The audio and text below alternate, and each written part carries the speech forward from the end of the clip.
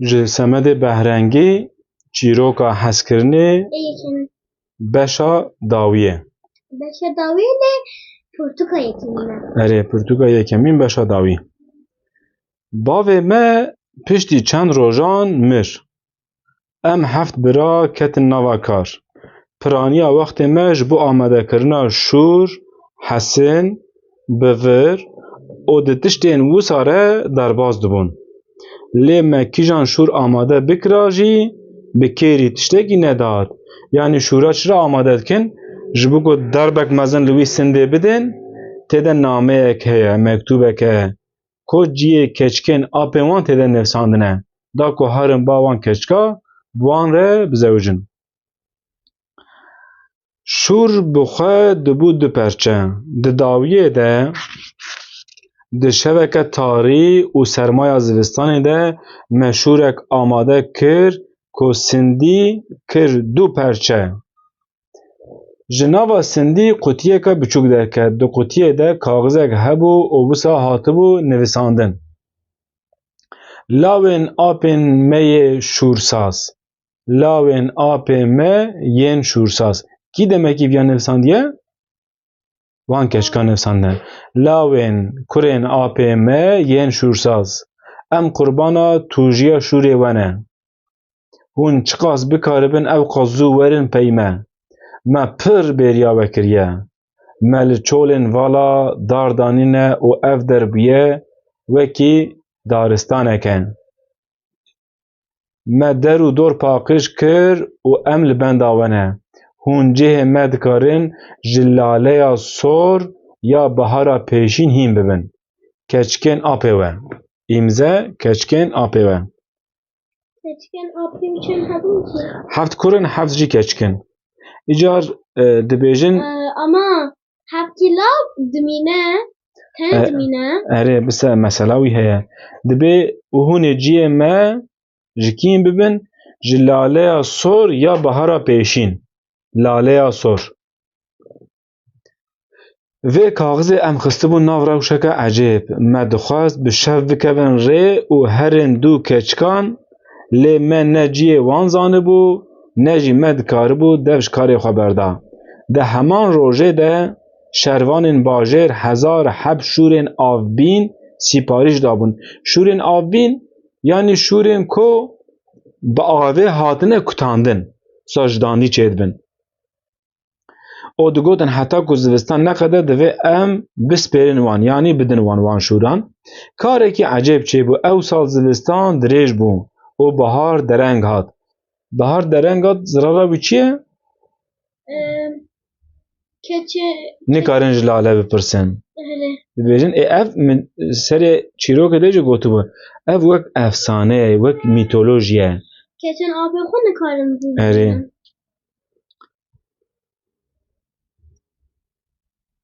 Karekî ecêb çêbû. Ew sal zivistan dirêj bû û bihar dereng hat. Em jî her roj bêqerartir dibûn. Tebat ji me re nemabû. Yanî canê me rehet nîbû. Berf hêdî temam dibû. Diqediya. Me di palekî de dît ku laleyeka sor ku di singa wê de xalxalokên reş derketibûn xuya dikir. Me baz da em çûn û me jê pirsî: Lale can, keçên apê me li ku derê ne? Lale can, keçên apê me li ku derê ne? Laleyê bejna xwe rast kir û got: Min maçî bike ez ji te re bibêjim. Lale bi wî xortê re xeber dide. Laleyê bejna xwe rast kir û got: Min maçî bike bibêjim. Min xwe tewand û laleyê maçî kir. Wê demê laleyê got: Îsal zivistan dijwar derbas bû. Dijwar yanî zehmet, zor. Havîn jî dereng hat. Keçên apê we di fikra we de ne û bêqerarin. Ew çend bêqerarin ger ku hûn bi lez û bez negihêjin hewara wan, wê xwe bikujin. Ez ê fêrî we bikim ku hûn ê çawa carna bibin wekî kevokan, bifirin, carna jî bibin wekî hespan, da ku zûtir bigihêjin wan, تدی افسانه و میتولوژی چواد کبن نوا راستیه انسان دبن کبوک نا انسان دبن وکی حسب نا لید وی افسانه ده د چیروکا حسکرنه ده وایه تشتکی وسا هیا لاله افتش نشان مدان و گوتنا ویا داوی جبو من بو جبو کی بو جبو وی خورته کو تنه مایا کر آب از پر دخوازم تو من جی بخوره ببی لی ای سال زوستان چقاس توقمه ما هبون همو پوش بون گر از جی ورم ایدی دوان دشتان ده گلین سور چنابن چما زوستان پر بو توقمه وان تف شوتین به باران ره به برفه ره چونکی تشتکی Ama bu baranın çoğaltacak yani. کوپر هبن شوتن تشتکی ام بیجن ته علاج جی اگر پر بخوی وی علاج کجبو شفایه ته دبه گفت نخوشین مثلا تبرشی بوی تنام بخوی باشه لی اگر ته پر بخوی دبه گفت او تنخوش بخوی نه Yani ev تقلب تربك ya. اره من جه نکه جبو کو کار خوا بکم و همو دشت برنگن سور بخملینم کی ویاد بجه؟ لاله سور آ خال خالوک ذكرج هريج بستين يعني هريج وراكه باللاله خالقروك رابطه او بدينا بر کالا چد بم ام جلاله وقتیان کی وان کراپان مشهور دان شروانان و د شکل کووکان ده فریان پشتی کو پره ما وستیان ام کتن شکل هسپان ام ج بحران ج چیایان ج چولان در باز بون او داویه گهشتن و دارستانا بیدنگ و خرجر ما قصر دیتن چند تختان دانی بون بروان ام رونشتن و سکنین بشف شش کووکن سپی ji şeş goşeyên daristanê derketin. Piştî dîtina me gelekî kêfxweş bûn. Daketin jêr û ji şeklê kevokan derketin bûn keçikên mîna hîvê. Hîv spiya dibirixe. Gotin. Kî got? Wan keçikan. Gotin gelî kurapan hûn bi xêr hatin. Pişt re li min mêze kirin. Li wî xortê ew xort tedî deng derdê dilê xwe jê re digot ji wî şivanê re ne hat bîra te pezê wî henda bû çûbû digot şima digirî gelî kurapan hûn bi xêr hatin pişt re li min mêze kirin û gotin kurapê biçûk tu jî bi xêr hatî xwişka me ya biçûk Lale got ku divê tu sebir bikî ew lale bû ew lale bû ya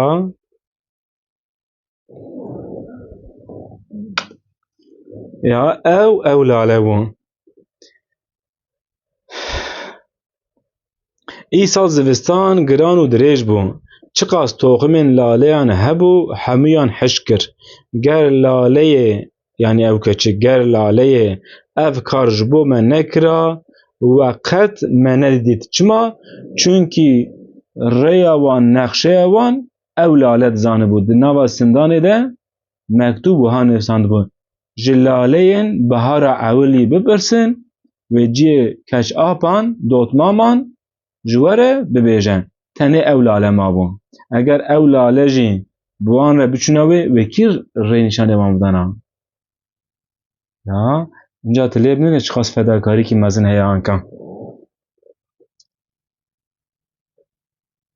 ji ber ku êdî gul nemabûn ku bihatine biharê re şîn bibin û ciyê me nîşanê we bidin binê ew jî got ger xwişka me laleyê xwîna xwe nerijandina ser erdî xakê herdem laleyan ji bîr dikir gel jî êdî laleyan nedîtin gel yanî xelq ez bi bihîstina van gotinan bûm wekî dînan kî ew xortê biçûk û min kir hewar nexe ew laleyê serê palê laleya min bû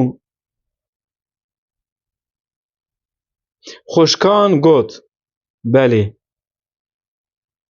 ew laleya serê palê laleya xwişka me ya biçûk bû. Wê nedixwest ku gel bawer bike di nava deştan de lale nemane. Dixwest careka din di nava deştan de lale çê bibin, sor bikin. Erê, hezkirina wê jiya me hemiyan pirtir bû. Wê xwe qurbana me û erdî kir. Fedakariyekî mezin kiriye ne? Bi carekî kete hişê min ku herim laleya xwe biçînim, rakim. Lê fedakariya laleyê ew çend mezin bû ku ez bêdeng mam. Ew wî xortê wisa dibêje. Xwişkên laleyê min birin qesra laleyê ku qesr wikî vala bû. Du êvarê em tev di qesra laleyê de bûn. Di vê qesrê de. Keçapên min digotin ku lale ji min pir hez dike. Gelek jî kar dikir. Ji bo darên daristanê ji serê kaniya çiyayê av de anî. Keçapên min gotin ku demeke ajalên baxê padîşa bang dikin ku hemû ajel koçê baxê padîşa bikin. Ajelan jî qebûl kirine. Roja dawetê jî nêzik dibe. Lê birayên min û keçapên min ji bo xatirê min daweta xwe paş de dadkin. Nahêlin ku ez vegerim bajêr jî. Îşev ji sedema xem û keseran giriyam. Min dixwest barê dilê min sivik bibe. Ji bo ku te derdê dilê min guhdarî kir, spasiya te dikim. Kî spasiya wî dike? Wî ku dike. Wî xortê ku bê lale maye. Ji kî re van? Ji wî navê çi Ji wî şivanê re. Navê şivan çi bû? Qoç Elî. Qoç Elî kî bû? Evîndarê keça padîşa bû. O xizmetkara wê. Erê. Dema ciwanî serboriya xwe xelas kir, Qoç Elî got: Tu mafdarî ku bigirî. Înca kî jê re dibêje? Qoç Elî ji wî ye re dibêje. Dibêt bigirî. Wextekî ez jî bibûm dildarê keçika padîşahî. Lê wê ji qesra xwe avêtim û êdî ez jî li pey negeriyam. Ciwan jê pirsî: Aniha jê hez nakî? Qoç Elî got ku aniha wê bibînim carekî din ez ê bibim dildarê wê. Ca dorate. Ev çend lale û li Ev çend delal û li hev hatiye ku kesekî wekî wê dildarê wê tuneye wê lê exlaq û tevgerên wê xerab in. Ez Pelekî laleya te nadim bi hezar heb keçên padîşahan. Yani divê laleya te hew qas hêjaye ku ez pelekî laleya te nadim hezar heb keçên wî padîşayê. Pişt re ciwan got: Qoç Elî, nexwe tu bi tena serê xwe dijî? Înca çîrokekî dinê li vir dest pê dike. Pir wê kêfa te jê re were. Qoç Elî got: Na, ez û xwişka xwe lale bi hev re dijîn. Navê xwişka navê xwişka Qoç Elî jî lale ye. Ev wî lale ye. Na. Wî lale ye. Na. Qoç Elî got: Na, ez û xwişka xwe lale bi hev re dijîn. Xwişka wî jî di nava wî şikeft de li peza dinirtine. Bavê wan mirbû. Ciwan got: Te got lale? Ew keçika ku bi te re pez diçêrand. Qoç Elî got: Erê, ewa Gulpiksor xwişka min e. Nizanim. Ciwan got: Qoç Elî, dixwazim tiştek bêjim lê ditirsim ku hêrs bibî. Ciwan jê dipirse. Qoç Elî got: Dizanim ku xwişka min dixwazî. Baş e, rabe em aniha herin ku qebûl kir wê jî bi xwe re bîne. Ez dikarim pezê xwe bi tena serê xwe çi bikim? Biçêrînim. Wê demê ciwanî Qoç Elî fêr kir ka çawa wê bikeve şeklê hest bû kevokan. جبر کو گله هارن ناوا ویش کفته او جلاله خوشکا قوچ علی را داخوازا زواج بکن. ده ناو شکفته ده لاله پر پزان شهد کر. پر پزان که شهد به؟ اره سا تخملینه چید کن. چه قاز بتنا سر خواه بمایه او خواوه نهاتا وساد کر. پس رونشته بون او دورا که بهاتا لاله جوان را چیروک دکود. لالش پزارن چیروک دخوند. هنک جوان را کتبون و کوچک جی لبر دوی شکفت کتبون خواه هیوه دنیوه شوه ده خواتوان دبو و ناوا شکفت رونید که تشتک نابه؟ نه تشتک نابه. دبه هیوه دنیوه شوه ده خواتوان دبو و ناوا شکفت رونید کر. قاسک دنی هیوه جلاله را گوت لاله رابا آگر پیبخه از نگارم پرتر لور بمینم دچم. هیو لاله را خبر داد. اف جی افسانه ای. تشتک نام. لاله رابو پیا اولبر دوش کفت آگرک پیخست هیو به هیدیکایی دنوا شکفت درکت چیروکا نو تمام ببو که دو حب کبوک کت نوا شکفته. او هر دو کبوک نه؟ قوچ علی و خورته. خورته. یکی چل سپی دکر و یه دنه جی سپی لخالن سور لبر سنگه وی هبون. لاله گوت آجالن هیجا و ریا خوب اندا کریه ورن بامن. کووک سپی لکووک دنه ری و وکی کو بیجه هر باوه. کووکا کو خالن سور لسر سنگه وی بو چو باله و کتن نوا دسته وی لاله لی میزه کر و ماچی کر. او کووکا دنیجی هات و لسر چوکا لاله رونشت. پشت لاله هر دیان دانی اردی و گوت لوی داره بمینین از هر مجبوه گنم بینم. چونکه کووک جگنما هست کن. و دمه چو جیرا شکفته کورک کشانده کلکه او در وکی شکفته کی بچکتر خویاد کرد. کتا نوا وی داره کووک انجلین خواه گوهر آندن کوشکی دید که او قوچ علیه هاتنه باله. لاله بکل مگنم و گریا دید که برای وی لبا جوانه کی گلک لحوهاتی رونشتیه. لحوهاتی وسان. کووک انجی خویانت کرن. گوت قوچ علی گلو تو چوبوی که داری گلک درنگ مایی. قوچ علی گوت آنها وره حوال من نو ناسب که پاشه از اشتره ببیجم. او حوال من جبو تهاتیه وی داری. لاله پیشی تشتک نگوت پشت گوت و کووک من ندید نه خویاناکن.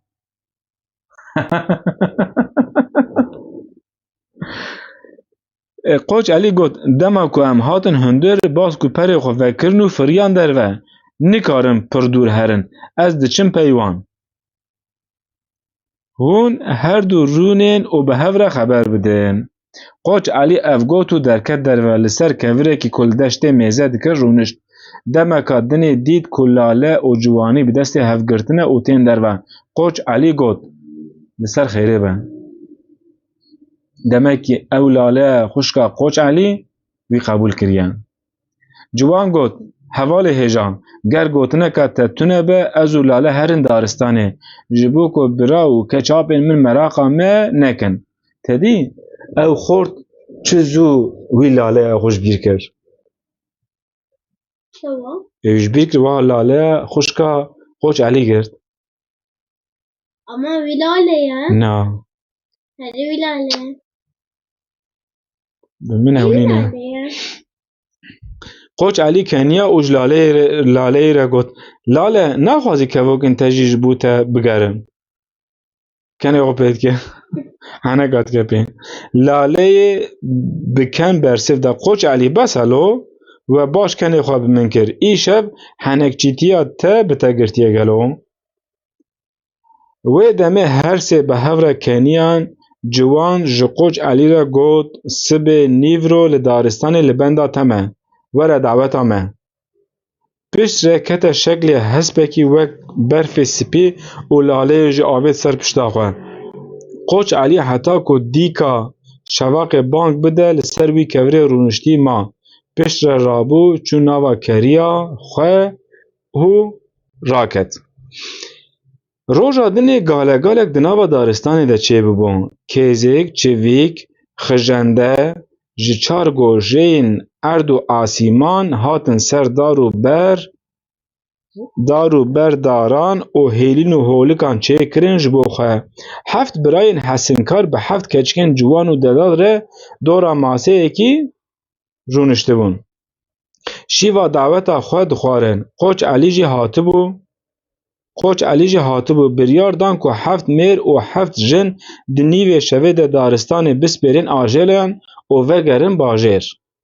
Dixwastin Qoç Elî jî bi xwe re bibin lê Qoç Elî qet qebûl nekir û got: Divê ez li pez û bizinên xwe mêze bikim. Nîvê şevê heft zava û bûkan bi destên hevgirtin û bi baskên xwe firiyan çûn. Qoç Elî piçek di nava daristanê de geriya lê nikaribû xema tenêtiyê kêm bikira.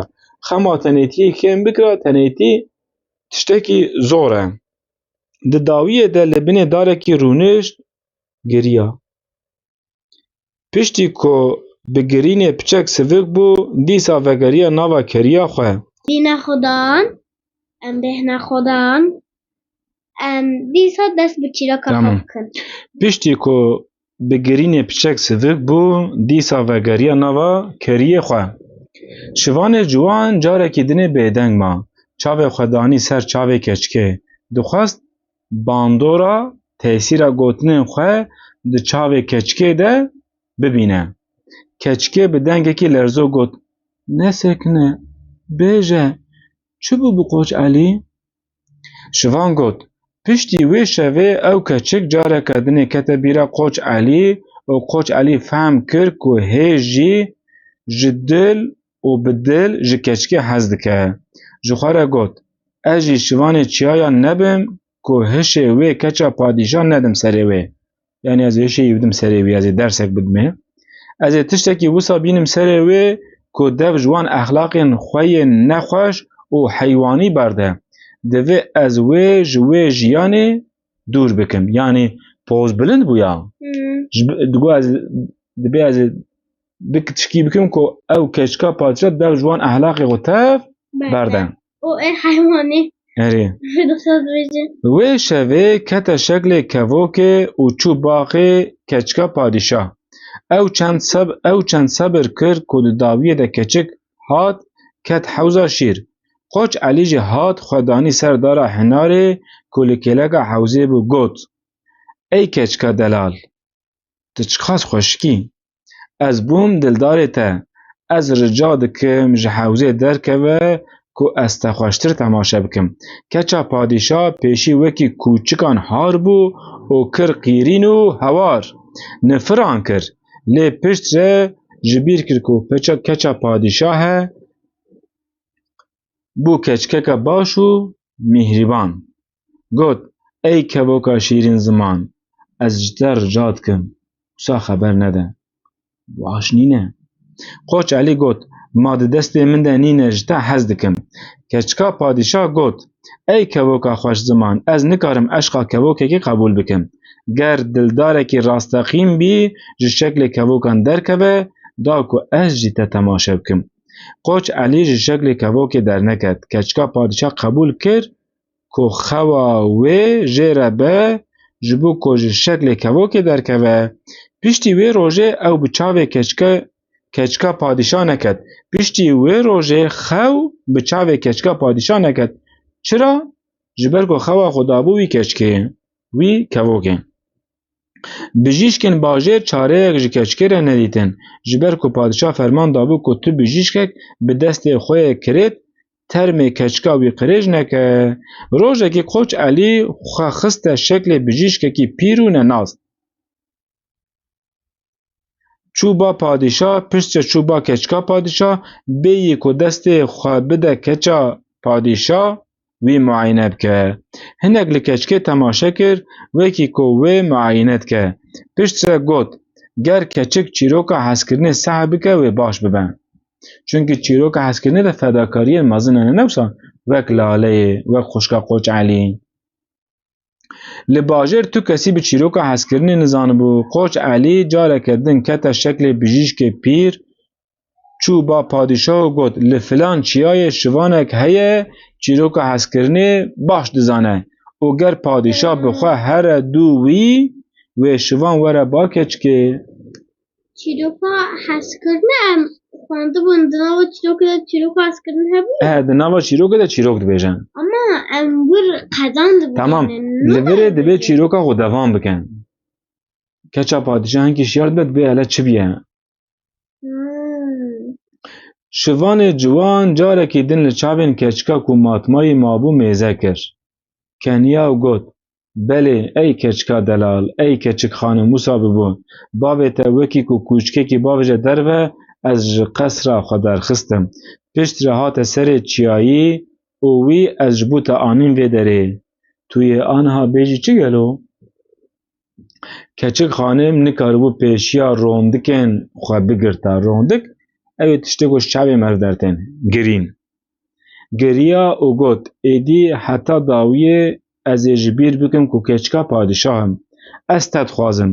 Ez aniha fêm dikim ku çiqas pêdîviya min, îhtiyaca min bi hevaltiya te heye. Min bi xwe re bibe. Dixwazî wekî hemûyan bijîm. Yani wekî şivanek.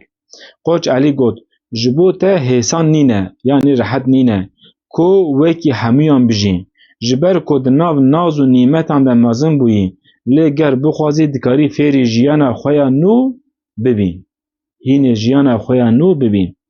Keçik xanimê got: Ger li ba te û li ba wan kesên dinê bim, her tişt ji bo min hêsan e. Qoç Elî min bi xwe re bibe. Keçik xanimê bi tena serê wê nehêle. Qoç Elî rondikên wê paqij kirin û ji bêrîka xwe sêvek derxist û got: Tu aniha westiyayî. Were vê sêvê ji destê min bixwe. Ez ê paşê werim dû te. Tu yê herdem ji min hez bikî dizanim. Keçika delal sêvê girt û xwar li ser piştê xwe dirêj kir. Wê demê hêdî hêdî kete nava xeweka şîrîn. Qoç Elî rabû maçek li rûyê keçikê da û çû. Ji padîşah re got, yanî ji bavê wî re: Min xewa keçikê lê vegeran, heta 3 rojan kes neyê der û dora qesrê ji bo ku xewa wê xira nebe. Roja çara herên wê şiyar bikin. Îcar beşekî hindik me ya dixwazim ya tu bixwînî. Pê bigire. Ez vî mîkrofonê jî nêzîkê te bikim. Na bira destê min de asê. Serê sibehê roja dûdiyan Qoç Elî di şeklê kevokê de hat bi keçik xanimê. Gulekê sor dirêjê ber pozê keçika padîşah kir. Keçikê çavê xwe vekir, kenekî bêdeng kir. Qoç Elî pirsî: Tu xweş raketî? Keçik xanimê got: Xewa min gelek şîrîn bû, wekî hingiv û şekirê bû. Tu yê aniha min bi xwe re bibî? Qoç Elî got: Erê rabe em herin nava baxê. Xwe bişo. Pişt re em herin tav hêj nû derket li ser dara hinarê ya kêleka xwe dû heb kevokên spî bilind bûn û ber bi tav hêj nû derket. Li ser dara hinarê ya kêleka dû heb kevokên spî bilind bûn û ber bi tavê ve firiyan.